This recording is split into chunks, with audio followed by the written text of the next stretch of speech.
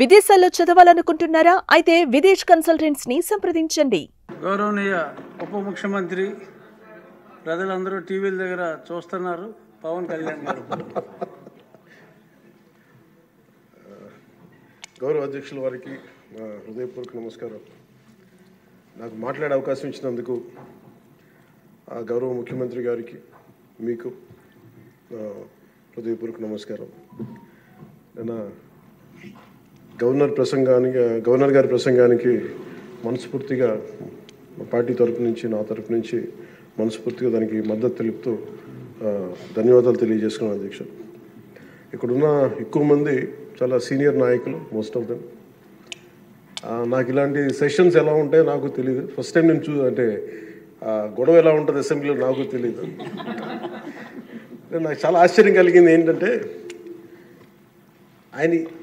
నేను ఇట్లాంటి గొడవలు టీవీల్లో గతంలో తెలంగాణ నరసింహన్ గారు గవర్నర్గా ఉన్నప్పుడు, ఉమ్మడి రాష్ట్రం అప్పుడు గొడవలు చూశాను, టీవీలో చూసామని. అట్లీస్ట్ దానికి ఒక కారణం ఉండిందో, ఇంకో 100 విభేదించే పరిస్థితులు ఉన్నాయి. ఇక్కడ విభేదించడానికి ఏముందో నాకు తెలియలేదు. నేను అనుకుంటా ఉన్నా, అసలు ఇలా ప్రవర్తించవచ్చా, ఇలా చేయొచ్చా అంటే ఇది leaders should lead by example కదా. రాష్ట్రానికి ప్రథమ పౌరులైన గవర్నర్ గారు ఇలా ఈ స్థాయిలో ఉండి ఆయన మర్యాదపూర్వకంగా వచ్చి మన బడ్జెట్, మన రాష్ట్ర విధానాలని ఆయన ప్రవేశపెట్టి మాట్లాడుతూ ఉంటే గౌరవించే విధానం ఇదేనా అని అనిపించింది. సో నేను మనోహర్ గారితో మాట్లాడుతాను, మా సహచరులను, మన సివిల్ సప్లైస్ మినిస్టర్ గారితో. నా రూల్ బుక్ మేమిద్దరు మాట్లాడుకుంటే, rules of procedure and conduct of business in Andhra Pradesh legislative assembly ఏంటి సార్ ఇలాగే మాట్లాడేస్తారంటే దాంట్లో చూపించాను. చాప్టర్ 5లో, when the House assembles under Article 175 176 of the Constitution, every member shall maintain the dignity and the solemnity of the occasion before, during or after the governor's address, and shall not obstruct or interrupt the address in any manner. Maintenance of dignity and salinity at governors address అనేది చాలా స్పష్టంగా ఈ rule బుక్లో ఉంటే, మనమే రూల్స్ని implement చేయాల్సిన వాళ్ళం. వారికి సంఖ్యాబలం ఉందా లేదా పక్కన పెడితే, every member of this house has a responsibility to follow the rules. మనమే కనుక రూల్స్ని బ్రేక్ చేస్తే ఇంక మన ప్రజలకి కానీ చూసే వాళ్ళకి ఏం చెప్తాం? నాకు చాలా కాలం క్రితం నేను అప్పుడప్పుడు మనోహర్ గారిని అడుగుతూ ఉంటాను, సరే అసెంబ్లీలో ఇక్కడ ఏమి గొడవలు జరిగినా ఎందుకు కేసులు పడవని, ఇక్కడ ఏమి మీకు కొట్టుకో, ఇది నేను నాకు చాలా కామన్ మ్యాన్ ఒక ఇష్యూ, ఒక ఇంక్విజిటివ్నెస్. అండ్ నాకు పార్లమెంట్లో గొడవ జరిగినప్పుడు ఏమి ఏంటి ఇబ్బంది పెట్టేస్తారు ఏంటంటే, ఇక్కడ అవేమి ఉండవు, ఇక్కడ ఇట్స్ ఫ్రీ ఫర్ ఆల్ అన్నట్టుగా మాట్లాడితే then we have more responsibility. మన మీద రూల్స్ పెట్టలేదు అంటే ఏం కేసులు పెట్టమండి. ఇదే కనుక నిన్న వాళ్ళు చేసిన గొడవే కనుక గవర్నర్ గారి మీద, ఆయన సుప్రీంకోర్టు జస్టిస్గా ఉన్నప్పుడు ధైర్యం చేయగలరా, కళ్ళల్లో చూడగలరా?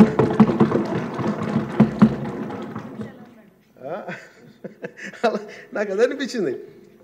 అంటే గౌరవించాల్సింది పోయి ఈ విధానం ఏంటనిపించింది.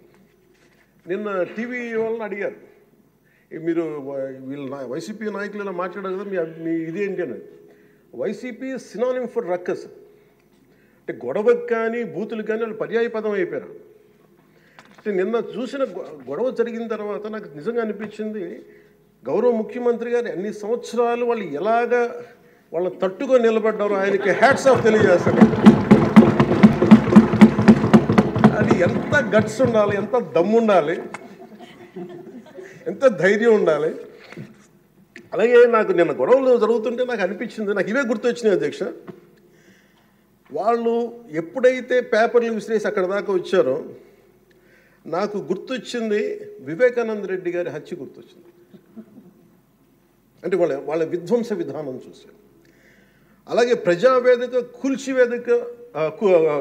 ప్రజావేదికని కూల్చిన విధానాన్ని గుర్తొచ్చింది అధ్యక్ష.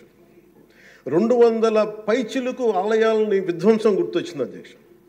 డాక్టర్ సుధాకర్ గారు చనిపోయిన విధానం గుర్తొచ్చింది అధ్యక్ష. జంగారెడ్డి కల్తీ సారాలో చనిపోయిన చావులు గుర్తొచ్చినాయి అధ్యక్ష. సుప్రీంకోర్టు జడ్జిలతో లెటర్ రాసిన విధానం గుర్తొచ్చింది అధ్యక్ష. వాళ్ళు చేసిన గొడవకి మన హైకోర్టు, ఆంధ్రప్రదేశ్ హైకోర్టు జడ్జెస్ని సోషల్ మీడియాలో బూతులు తిట్టిన విధానం గుర్తొచ్చింది అధ్యక్ష. సోషల్ మీడియా అబ్యూస్ గుర్తొచ్చింది అధ్యక్ష. పత్రికాధిపతులపై దాడులు గుర్తొచ్చినాయి అధ్యక్ష. రివర్స్ టెండరింగ్ గుర్తొచ్చింది అధ్యక్ష. పాలసీ టెర్రరిజం గుర్తొచ్చింది అధ్యక్ష. స్వయాన మీ మీద జరిగిన టార్చరు, దాడులు, ఇబ్బంది పెట్టిన విధానం గుర్తొచ్చింది అధ్యక్ష. మన అడవుల విధ్వంసం గుర్తొచ్చింది అధ్యక్ష. చంద్రబాబు గారిని 53 రోజులు జైల్లో పెట్టి ఇబ్బంది పెట్టిన విధానం గుర్తొచ్చింది అధ్యక్ష. అమరావతి రైతుల్ని దారుణంగా రక్తాలు వచ్చేలా కొట్టి కేసులు పెట్టింది గుర్తొచ్చింది అధ్యక్ష. తిరుపతి కల్తీ లడ్డులు గుర్తొచ్చినాయి అధ్యక్ష. అబ్యూస్ ఆన్ విమెన్ గుర్తొచ్చింది అధ్యక్ష. మన కళ్ళ ముందు వీళ్ళు విధ్వంసం తెలియజేస్తూ ఉన్నారు. వీళ్ళు ఈ స్థాయిలో ఇక్కడ ప్రవర్తిస్తే దానికి సంబంధించి బయట ఇట్లాంటి గొడవలు జరుగుతాయి అధ్యక్ష. ఇది మారాలి అని చెప్పి మనం మాట్లాడితే ప్రజలు మనకి ఈ రోజున ఇంత అత్యధిక బలంతో మనల్ని ఇక్కడ నుంచోబెట్టారు అధ్యక్ష, ఇక్కడ కూర్చోబెట్టారు మనందరినీ. దీనికి గౌరవ ముఖ్యమంత్రి గారు ప్రదేశాలు చెప్తూ ఉంటారు. అలాగే ఇది మినిమం గవర్నమెంట్, ఇది మన నరేంద్ర మోదీ గారు చెప్తారు, గౌరవ ప్రధానమంత్రి, minimum government and maximum governance అని. దాంట్లో భాగంగానే చాలా గ్రేట్ అడ్మినిస్ట్రేటివ్ రిఫార్మ్స్ పట్టుకొచ్చారు. ఈ రోజున వాట్సాప్ గవర్నెన్స్ కూడా ముందుకు తీసుకెళ్ళడానికి ఆయన అనుభవం. అంటే మేము ఈ ప్రభుత్వం చేస్తున్నది అధ్యక్ష, ఎక్కడా కూడా ప్రభుత్వం ప్రజలకి సామరస్యపూర్వకంగా ఉండాలి, ఎక్కువ సానుకూలంగా ఉండాలి, ఎక్కువ బాధ్యతలు పెట్టాలి, ఎక్కువ బరువు పెట్టకూడదు అనే విధంగా గౌరవ ముఖ్యమంత్రి గారి ఆధ్వర్యంలో నడుస్తూ ఉంది ప్రభుత్వం. మేమందరం ఆయనకి సహాయ సహకారాలు అందిస్తూ ఉన్నాం అధ్యక్ష. Governor his excellency Abdul Nazeer గారికి రాష్ట్ర ప్రభుత్వ అధిపతిగా గవర్నర్ హోదాలో శాసనసభను ఉద్దేశించి రాష్ట్ర అభివృద్ధి భవిష్యత్ నమూనాను దిశానిర్దేశం చేసినందుకు వారికి నా హృదయపూర్వక కృతజ్ఞతలు. అలాంటి ఉన్నతమైన వ్యక్తి ఇస్తున్న సందేశాన్ని చూసి వైసీపీ వాళ్ళు బాయ్కాట్ చేయడం చాలా దురదృష్టకరం.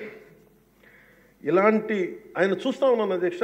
ఇట్లాంటి ఇబ్బంది పెట్టే సమయంలో కూడా ఆయన ఆరోగ్యం కూడా సరిగ్గా లేదు, జ్వరం వచ్చిన సమయంలో కూడా ఆయన ఎంత ఇబ్బంది పెడుతుంటే ఆయన చాలా సక్సెస్ఫుల్గా ఆయనకి ఇచ్చినందుకు మనస్ఫూర్తిగా వారికి నా ధన్యవాదాలు, నా కృతజ్ఞతలు తెలియజేస్తాను. చట్టసభలు, దేవాలయాలు లాంటివి రాజ్యాంగాన్ని పరిరక్షించేందుకు 5 కోట్ల ఆంధ్రప్రదేశ్ రాష్ట్ర ప్రజల భవిష్యత్తుని నిర్ణయించే వేదిక ఇది. అలాంటి సభను హుందాగా నడిపించాలని కూటమి ప్రభుత్వం అధికారులకు వచ్చిన రోజు నుంచి తరచుగా చెప్తూ గౌరవ ముఖ్యమంత్రి గారు పదే మా అందరికీ దిశానిర్దేశం చేస్తూ ఉంటారు. గతంలో కూడా మొదటి రోజు కూడా వారికి ఎట్లా రావాలి పెడితే లేదు మనం ఇబ్బంది పెట్టొద్దు, వాళ్ళకి 11 సీట్లు వచ్చినా కానీ పాపం వారికి ఇవ్వాల్సింది గౌరవం వాళ్ళకి ఇద్దామని చెప్పి ఏ రోజు కూడా ఇబ్బంది పెట్టి గబుక్కుని ఒక మాట అంటుంటే గౌరవ సభ్యులు కొంతమంది ఇక్కడి నుంచి అలా చెయ్యొద్దు, అలా మాట్లాడకండి అని అందరినీ చాలా సున్నితంగా మందలించారు ఆయన. ఇట్లాంటి ఉన్నప్పుడు వాళ్ళు ప్రవర్తించే విధానం చాలా బాధ అనిపించింది. సుమన్ టీవీలో మీ పర్సనల్ అండ్ బిజినెస్ ప్రమోషన్స్ కోసం కింది నెంబర్కి కాంటాక్ట్ చేయండి.